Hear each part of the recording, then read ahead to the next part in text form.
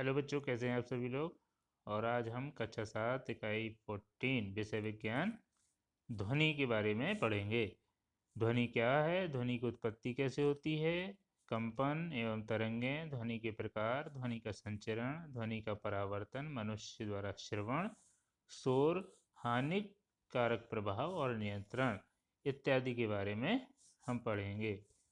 तो उम्मीद करते हैं कि आपको ये वीडियो बहुत ही लाभकारी साबित होगा, और साथ ही साथ यह भी उम्मीद करते हैं कि आप जो है जितने विषय आधारित वीडियो अपलोड किए जा रहे हैं इस चैनल के माध्यम से, उनको देख करके, सुन करके, समझ करके अपने नोट्स बना रहे होंगे और उनको याद कर रहे होंगे क्वेश्चन आंसर्स को। और साथ ही साथ कुछ बच्चे फ़ोन कॉल्स, व्हाट्सएप मैसेज के माध्यम से क्वेश्चन आंसर्स भी पूछते हैं। तो जिस बच्चे को भी कोई समस्या होती है तो वो व्हाट्सएप मैसेज कर सकता है, फ़ोन कॉल कर सकता है, उसकी समस्या का समाधान किया जाएगा। चलिए चलते हैं आगे। जैसा कि हम सभी लोग जानते हैं कि ध्वनि का सीधा सा मतलब होता है आवाज़, और वो आवाज़ किसके द्वारा उत्पन्न होती है? किसी सजीव पदार्थ के द्वारा अथवा किसी निर्जीव पदार्थ के द्वारा। तो विभिन्न प्रकार के सजीवों और निर्जीवों के द्वारा उत्पन्न आवाज़ें ही ध्वनि कहलाती हैं। जैसे चिड़ियों का चहचहाना, चिड़िया सजीव है। सड़क पर दौड़ते वाहन निर्जीव होते हैं। हॉर्न का बजना, ये हॉर्न बजाते हैं।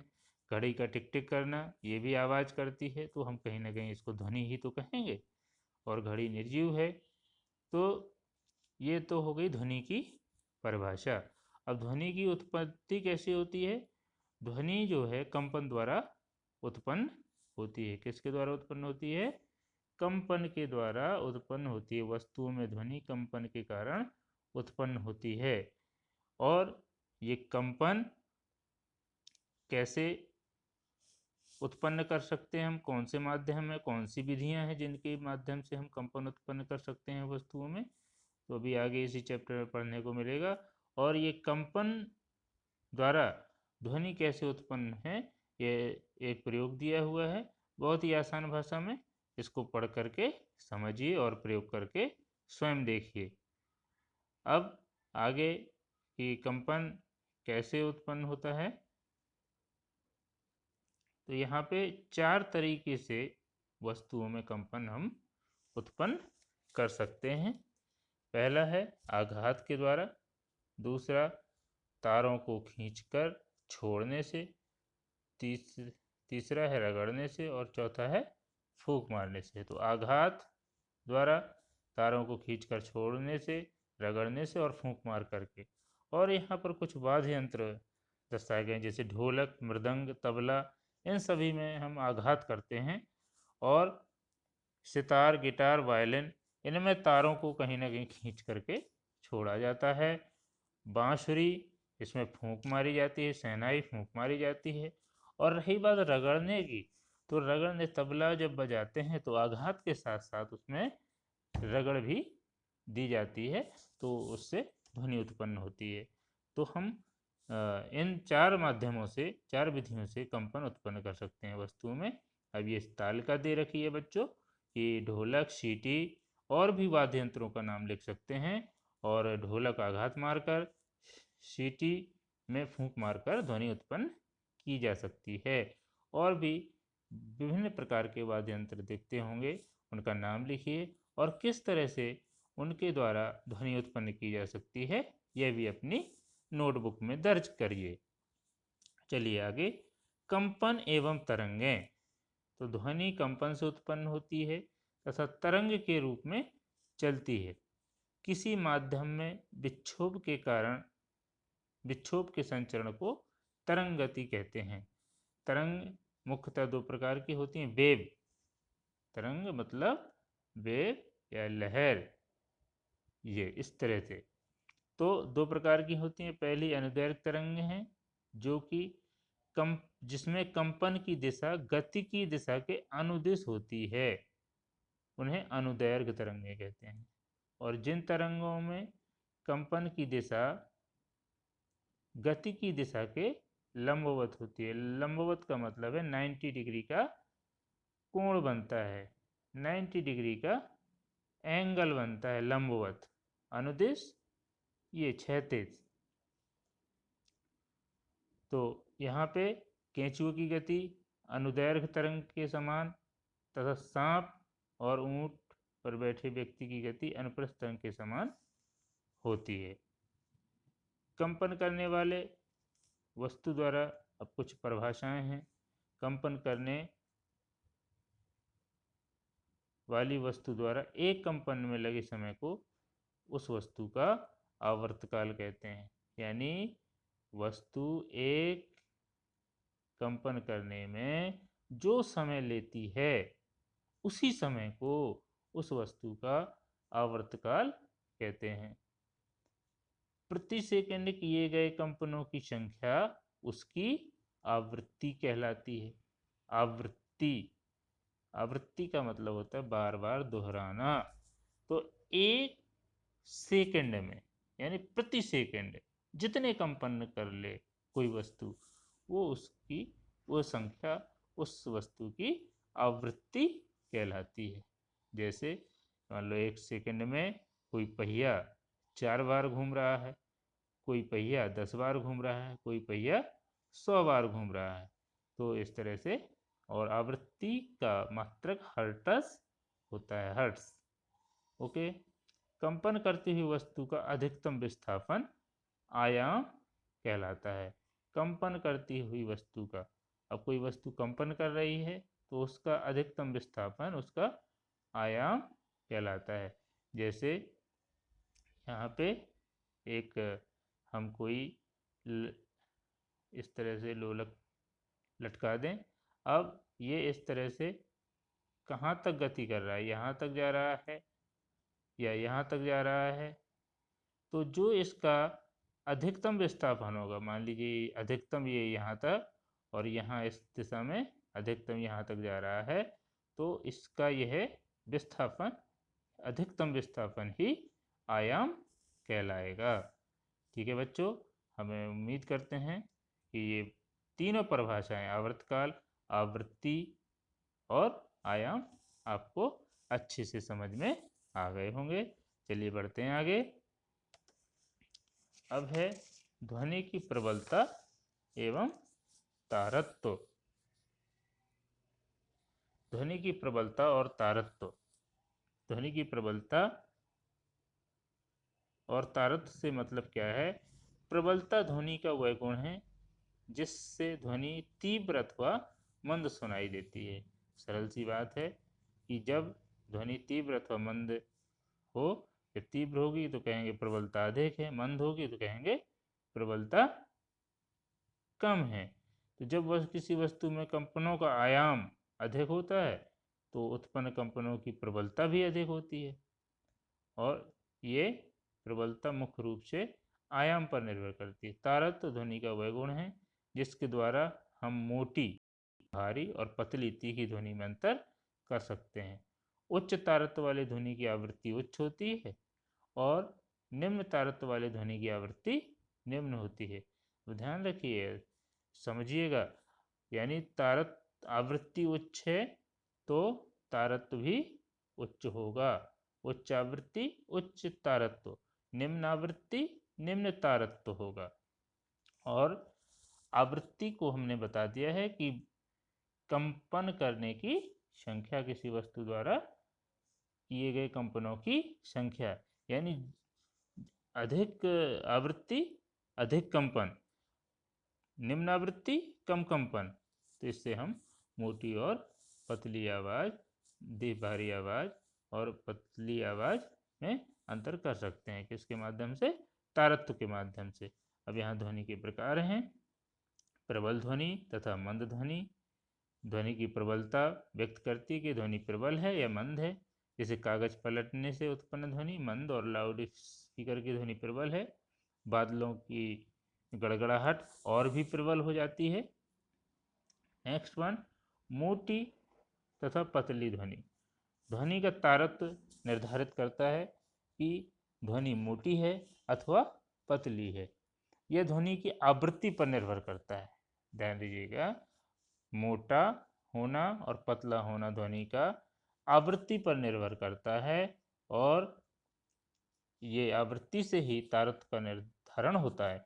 बिल्ली की आवाज की आवृत्ति तारत्व कुत्ते के भौंकने की आवृत्ति तारत्व से अधिक होता है, इसलिए बिल्ली की आवाज पतली तथा कुत्ते की आवाज मोटी होती है। तो आप समझ गए होंगे कि बॉयज की आवाज थोड़ी भारी होती है और गर्ल्स की आवाज पतली और मधुर होती है। तो तारत्व किसकी आवाज में अधिक है? गर्ल्स की आवाज में तारत्व अधिक है, यानी आवृत्ति अधिक है। और ध्यान दीजिए, मच्छर भनभनाता है तो उसकी आवाज़ बहुत पतली महीन होती है। तो जितनी पतली आवाज़ होगी, महीन आवाज़ होगी, तारत्व और अधिक होगा। चलिए आगे। प्रिय ध्वनि तथा अप्रिय ध्वनि। साधारण सी बात है, जो ध्वनि अच्छी लगे वो प्रिय है, जो अच्छी ना लगे वो अप्रिय है।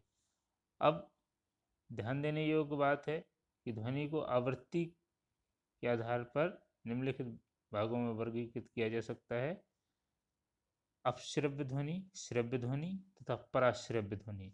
श्रव्य का मतलब होता है सुनना, तो अपश्रव्य इंफ्रासोनिक साउंड क्या है? ये 20 कंपन प्रति सेकंड अथवा बीट 20 हर्ट्ज से कम की ध्वनि तरंगें होती हैं। इस ध्वनि को मनुष्य नहीं सुन सकता, किंतु कुछ जंतु जैसे हाथी, कबूतर आदि अपश्रव्य ध्वनि को सुन सकते हैं।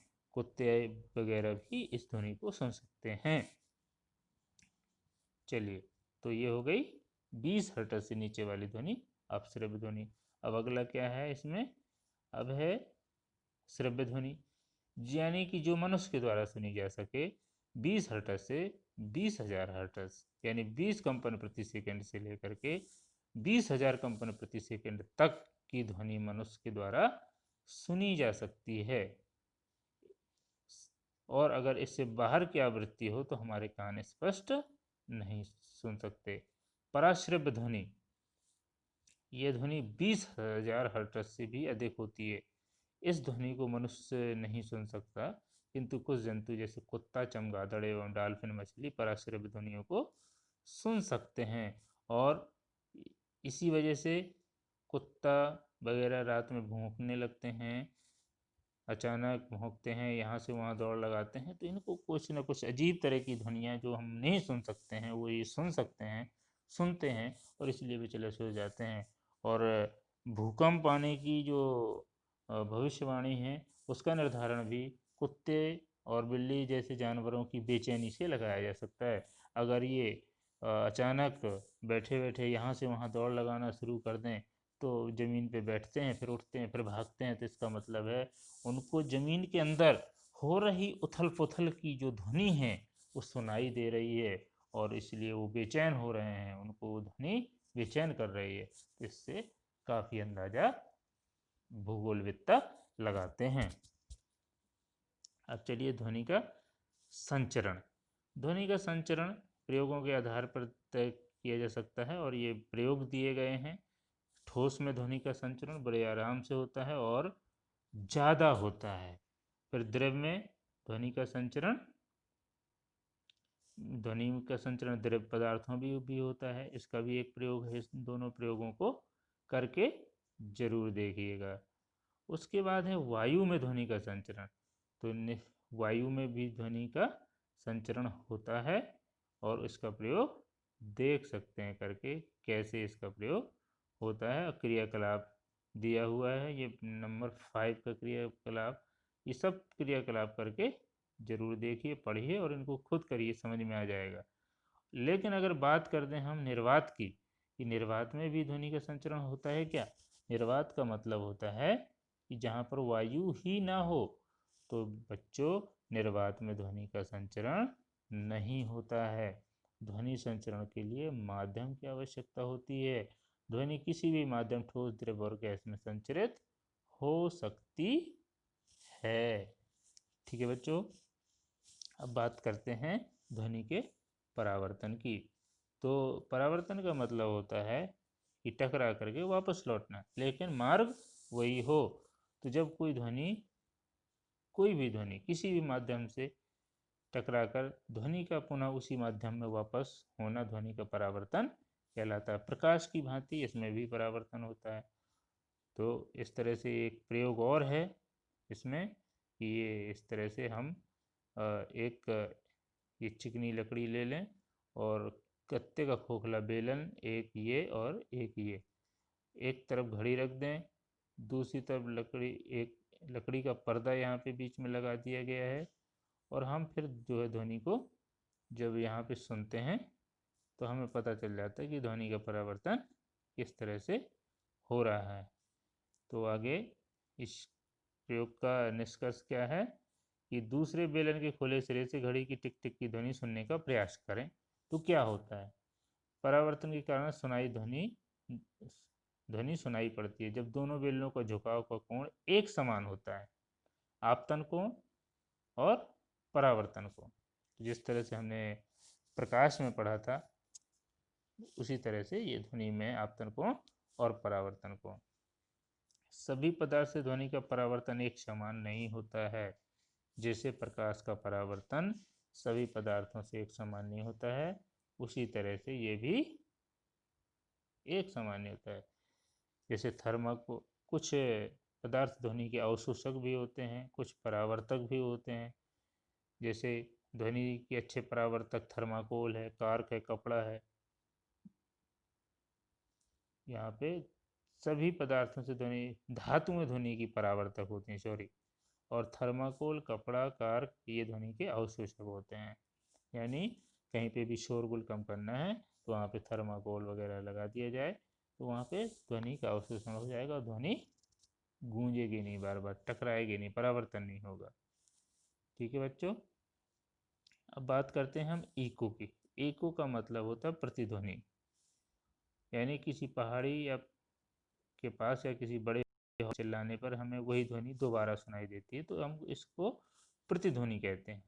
और प्रतिध्वनि सुनने के लिए स्रोत और परावर्तित तल की दूरी कम से कम 16.6 मीटर होनी चाहिए। ये एक फैक्ट है, इसको कैलकुलेट करके हम वैज्ञानिकों ने निकाल रखा है। और क्या है वो आगे की कक्षा में बड़ी आसानी से समझाया जाएगा।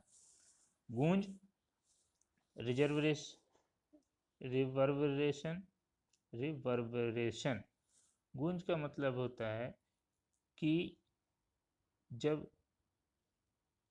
ध्वनि इको किसी उचित परावर्तक तल, घाटी, ऊंची इमारत के सामने ध्वनि उत्पन्न करने के बाद ध्वनि स्रोत को बंद कर देने पर परावर्तक तल से बार बार परावर्तित होने से ध्वनि का प्रभाव कान पर काफी समय तक बना रहता है। यानी इको से ध्वनि उत्पन्न होती है। ध्वनि के इस दीर्घीकरण को गूंज या अनुकरण कहते हैं। प्रतिध्वनि में ध्वनि का परावर्तन केवल एक बार होता है, ध्यान दीजिए, ये मुख्य अंतर होता है। जबकि गूंज में ध्वनि का परावर्तन बार बार होता रहता है। अब यहाँ पे उपयोग है प्रतिध्वनि के। जल में स्थित वस्तुओं की गहराई ज्ञात करने में, चमगादड़ द्वारा अवरोधों से बचने में, कीटों द्वारा भोजन की खोज में, समुद्र में पनडुब्बी की स्थिति ज्ञात करने में, समुद्र में मछलियों के झुंड की स्थिति ज्ञात करने में। अब है मनुष्य द्वारा उत्पन्न ध्वनि तथा उनका श्रवण। तो जैसा कि हम जानते हैं हमारे कान श्रवेंद्रिय हैं, इनसे हम सुनते हैं, लेकिन कितनी ध्वनि सुन सकते हैं वो भी एक लिमिट होती है। तो यहाँ पे सुस्वर तथा शोर क्या है, जैसे कुछ ध्वनियाँ हमें अच्छी लगती हैं, कुछ बहुत कर्कश लगती हैं, और कभी कभी सुस्वर अच्छी लगने वाली ध्वनियाँ भी जब तेज हो जाती हैं, उनकी प्रबलता अधिक हो जाती है, तो वो भी हमको बुरी लगने लगती हैं। तो फिर भी जैसे कोयल की कूक है, पपीहे की टीर है, संगीत में वादन, वीणा, बांसुरी, हारमोनियम है, ये सुस्वर होती हैं। इनमें एक निश्चित समय पर नियमित आवर्ती कंपन होते हैं। और जबकि लाउड स्पीकर वगैरह हैं या उच्च स्वरों में बात करना है, मच्छरों की भिनभिनाहट है, पटाखों के फूटने आदि से उत्पन्न ध्वनि है, इनमें नियमित कंपन नहीं होते हैं, इसलिए ये कर्कश लगते हैं। तो ये भी शोर का हानिकारक प्रभाव एवं नियंत्रण, इससे जो है मानसिक और शारीरिक दोनों विकार उत्पन्न होते हैं। हानिकारक प्रभाव क्या है? सबसे पहले तो श्रवण शक्ति प्रभावित होती है, बहरापन हो सकता है, दैनिक जीवन की गतिविधियां प्रभावित हो सकती हैं, सामाजिक व्यवहार प्रभावित हो सकता है, व्यक्ति चिड़चिड़ा हो सकता है, बार रोज शोर में अगर रहेगा तो चिड़चिड़ा हो सकता है। अनिद्रा, अतितनाव और चिंता आदि बीमारियां मनुष्य को हो सकती हैं। नियंत्रण क्या है? शोर को नियंत्रित करने के लिए ध्वनि प्रदूषण को कम करने के लिए हमें वाहनों की अच्छी तरह रख रखाव करना चाहिए। तीव्रता वाले पेटीनुमा ध्वनि विस्तारकों का उपयोग, कम तीव्रता वाले पेटीनुमा ध्वनि विस्तारकों का उपयोग करना चाहिए। अगर हम ऐसा नहीं करते हैं तो शोर बहुत उत्पन्न हो जाएगा और हर व्यक्ति चिड़चिड़ा और अनिद्रा, अतितनाव और चिंता से ग्रसित हो सकता है। तो ये था संक्षिप्त ध्वनि के बारे में। इसके बारे में विस्तृत और भी बहुत रोचक तथ्य हैं जो आगे की कक्षा में पढ़ने को मिलेंगे। ध्वनि की चाल 332 मीटर प्रति सेकंड होती है और बच्चों याद रखना कि निर्वात में ध्वनि की चाल 0 होती है और शोर का माप ध्वनि की तीव्रता और ही कितनी अधिक या कम है जो शोर का निर्धारण करती है। इसके लिए डेसिबल एक इकाई होती है, उससे हम नापते हैं, डेसिबल। इससे हम निर्धारित करते हैं कि ध्वनि कितने डेसिबल तक सही है और कितने के बाद में वो शोर में चली जाती है, यानी कि वो फिर सुनने योग्य नहीं है। ये फैक्ट हैं जो कि अगली वीडियोज़ में बताया जाएगा समझाते हुए। तब तक के लिए नमस्कार। वीडियो को देखिए, अपना होमवर्क करिए, चैनल को लाइक करिए, सब्सक्राइब करिए और बेल नोटिफिकेशन प्राप्त होते ही समय अनुसार अपनी पढ़ाई जारी रखिए। तब तक के लिए जय हिंद, जय भारत।